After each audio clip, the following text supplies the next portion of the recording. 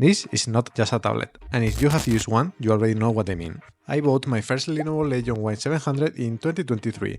It was the first gen model, released in 2022, and honestly, I didn't expect much more than a good Android gaming tablet.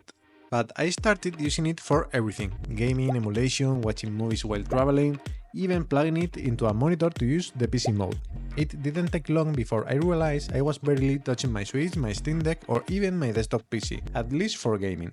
Now I'm on the Gen 2 model, the 2023 version, and honestly this thing just replaced more devices than I expected. Powerful chip, SD card slot, a ton of internal storage, it's become my main portable setup. Since then, Lenovo has released two more versions. The Gen 3 dropped the microSD card slot, which is a deal breaker for me, considering how much I rely on external storage for ROMs and multimedia. Luckily, the Gen 4 brings it back. So today I want to show you why this series of tablets might actually be all you need, if what you want is power, portability and flexibility in one single device.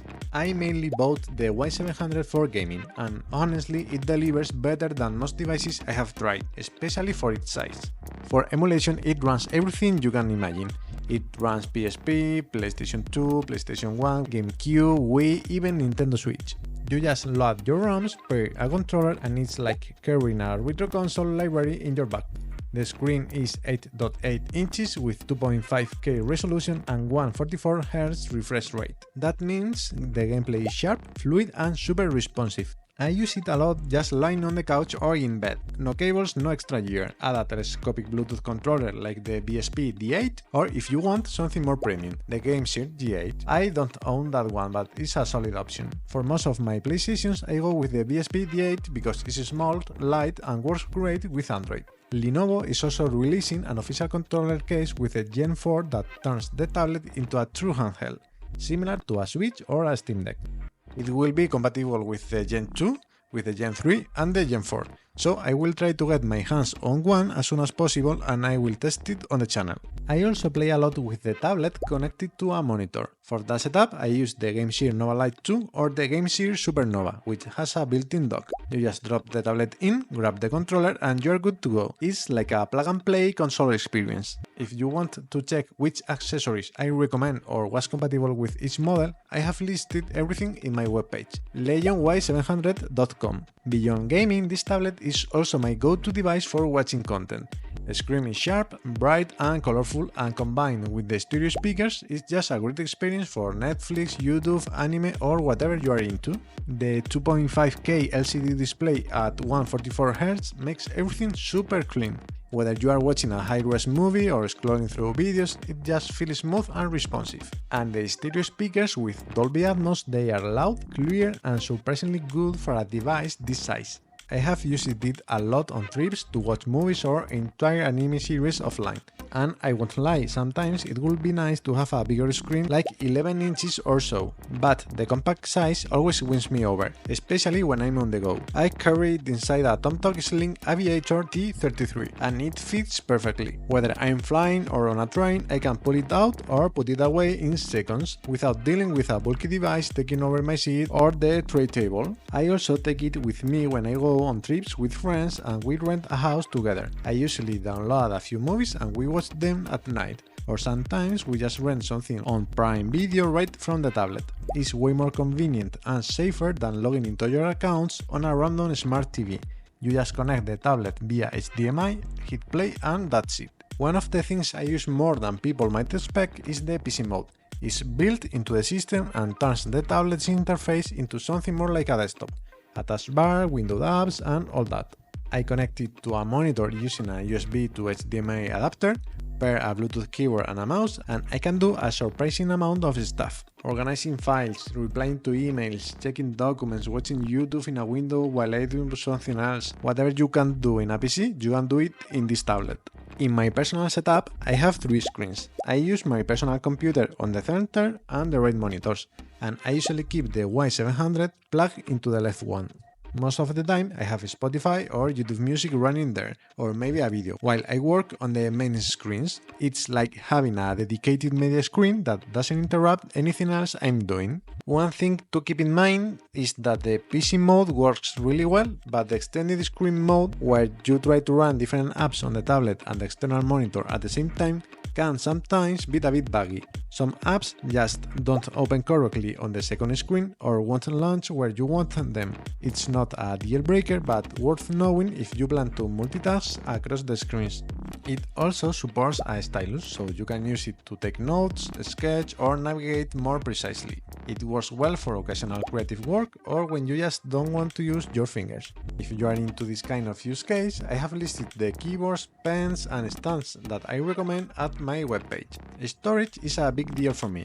Between games, emulators, and ROMs, the space fills up pretty fast. I have a 256GB microSD card that is always full, plus the Gen 2 I use has 512GB of internal storage, and I have already used over 200 of that.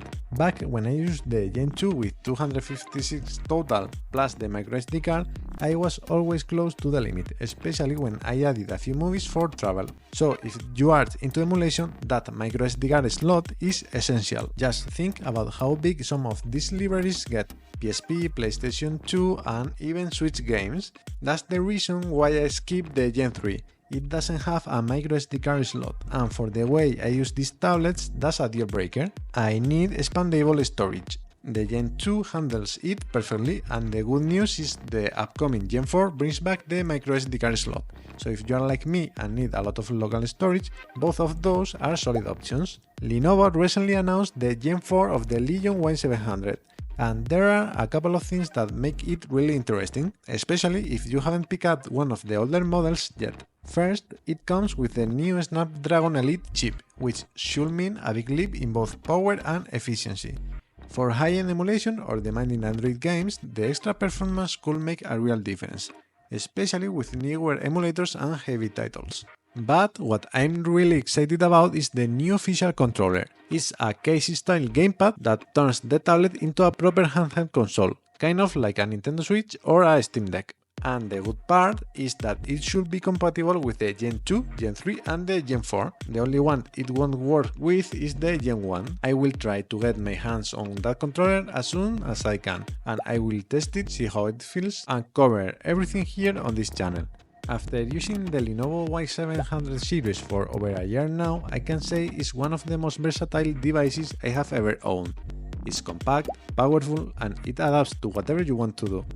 You can game, emulate, watch movies, connect it to a TV, use it as a second screen, or even get light work done in the PC mode. And all that in a device that fits in a sling bag that doesn't get in the way.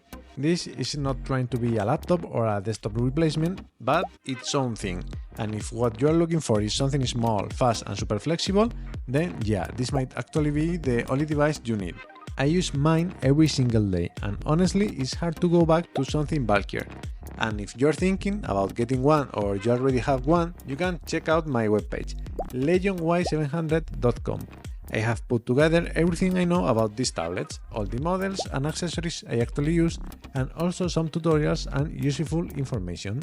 If you have made it to this part of the video, let me give you a quick tip if you have bought the Gen 2 from AliExpress and it comes with the fake global ROM. It should come with the bootloader open, and you can replace the fake global ROM following this tutorial I leave in my page. You need to replace the .elf file into the images folder located in the ROM folder, and you will be able to flash SetUI 17, the global ROM, with Android 15 using the RSA program from Lenovo. I hope you liked the video. Please don't forget to share, like and subscribe, and let me know in the comments if you would like to see more of this tablet.